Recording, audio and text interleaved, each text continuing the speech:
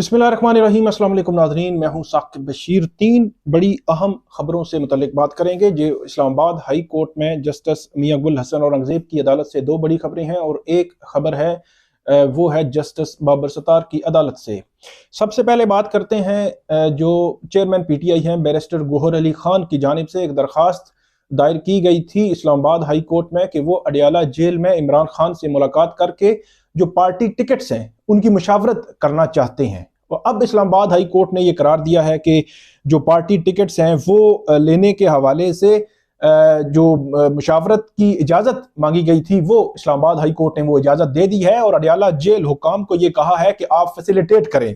दूसरी तरफ जो निगरान हुकूमत है उसके किरदार पर इस्लामाबाद हाई कोर्ट ने सवालात जो है वो खड़े कर दिए हैं और बड़े अहम नोयत के ये सवालात हैं। इसके अलावा DC इस्लामाबाद के इख्तियारात को जो है वो जो गैर कानूनी करार दिया है। जो MPO उन्होंने जारी किए थे शहरयार अफरीदी और शानदाना गुलजार के खिलाफ।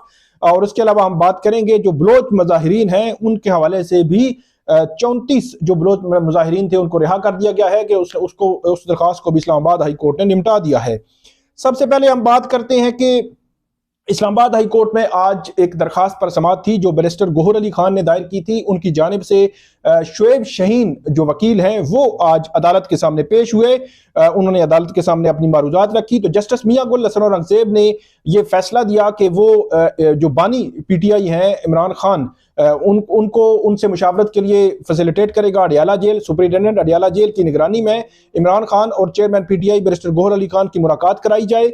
इंतखाबात के हवाले से मुशावरत की इजाज़त बुनियादी हक है। इंतखाबात में निगरान हुकूमत को गैर जानिबदार होना चाहिए, ये कहा है जस्टिस मियां गुल हसन औरंगज़ेब ने। निगरान हुकूमत जिनका काम ही सिर्फ जो है वो इलेक्शन कराना है और वो इलेक्शन की बजाय मुख्तलिफ ऐसे मामलात में पड़े हुए हैं जो मामलात उनकी उसमें नहीं आते, उनकी जानिबदारी जो है वो बज़ाहिर ज़ाहिर हुई, जिसके बाद अदालत ने ये ऑर्डर जो है वो जारी किया है।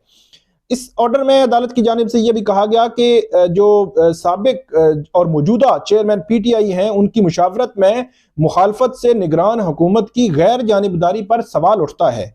और आज एडिशनल अटॉर्नी जनरल और Adiala jail superintendent advocate general ये अदालत के सामने पेश हुए तो PTI के शुएब शहीन जो वकील थे बैरिस्टर गौहर अली खान की, उनकी जानिब से कहा गया कि PTI के 700 टिकट की तकसीम के लिए मुशावरत जो है वो दरकार है।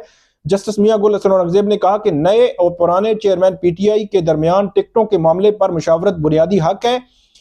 इस पर अटॉर्नी जनरल जो एडिशनल अटॉर्नी जनरल थे और एडवोकेट जनरल की दरख्वास्त के काबिल समाअत होने की उन्होंने मुखालफत की तो इस पर अदालत ने दरख्वास्त की मुखालफत के हवाले से इस पर इजहार बरमी किया।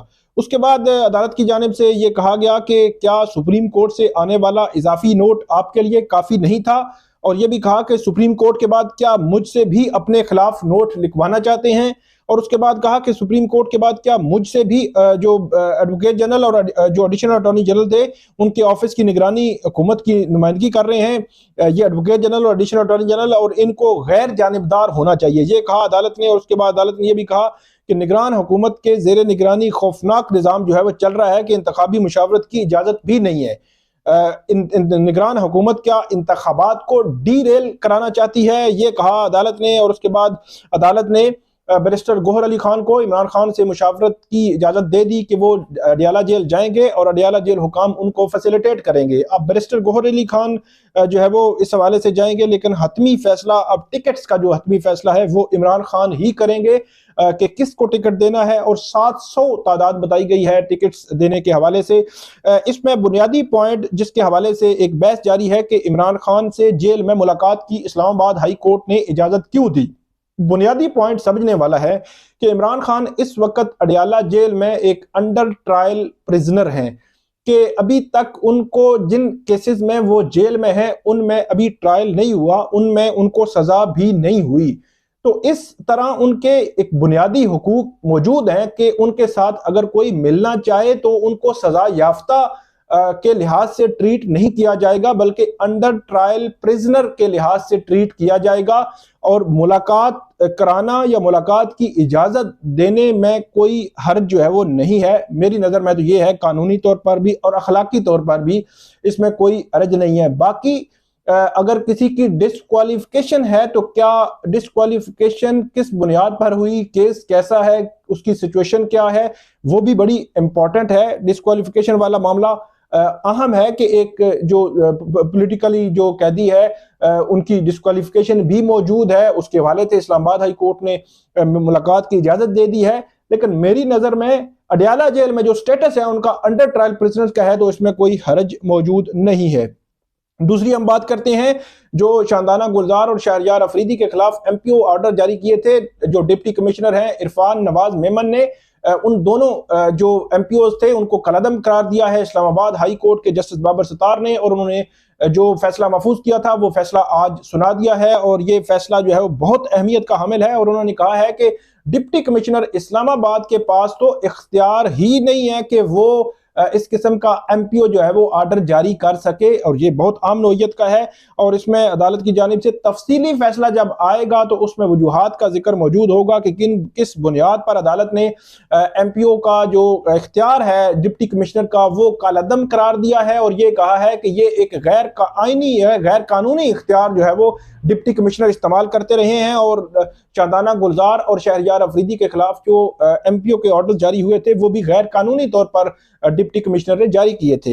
इसके अलावा ये तफसीली फैसला आएगा तो उसकी जो है वो वजूहात आपके सामने रखेंगे। तीसरा मामला था बलोच मुजाहिरीन, तकरीबन आज से 6-7 रोज कबल वो यहाँ पे जब आए थे तो उनको रात गए उन पर वाटर कैनन के जरिए जो है वो फेंका गया था, पानी फेंका गया था, लाठी चार्ज की भी इतलात थी। इसके बाद उनकी गिरफ्तारियां अमल में लाई गई, फिर गिरफ्तारियां जो है वो स्टेप बाय स्टेप वो गिरफ्तारियां वो रिहा हुए बलोच मुजाहिरीन। आखिरी 34 बलोच मुजाहिरीन रह गए थे। परसों की बात है जब अदालत ने आज तक के लिए केस रखा था और ये कहा था कि 34 जो बलोच मुजाहिरीन हैं उनको भी रिहा किया जाए और जो प्रोसेस है वो मुकम्मल किया जाए।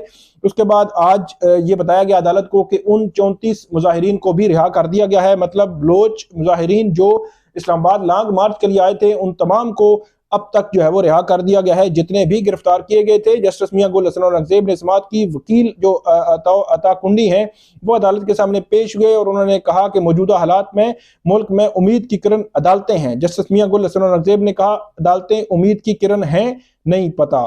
तो ये पता नहीं ये जो फर्क पड़ा है उनके मूड में वो कानून पर भी अमल दरामद से हुआ है, ये कहा वकील जो थे दरखास्त गुजार के जो मुंतजमीन थे उन्होंने कहा। और उसके बाद जस्टिस मियां गुल हसन औरंगजेब ने कहा कि अदालतें नहीं चाहती कि कोई ऐसी सूरत हाल बने कि हमारी वजह से इनके खिलाफ जारियत शुरू हो जाए और दुआ और उम्मीद करें कि सब बेहतर हो, ये कहा जस्टिस मियां गुल हसन औरंगजेब ने।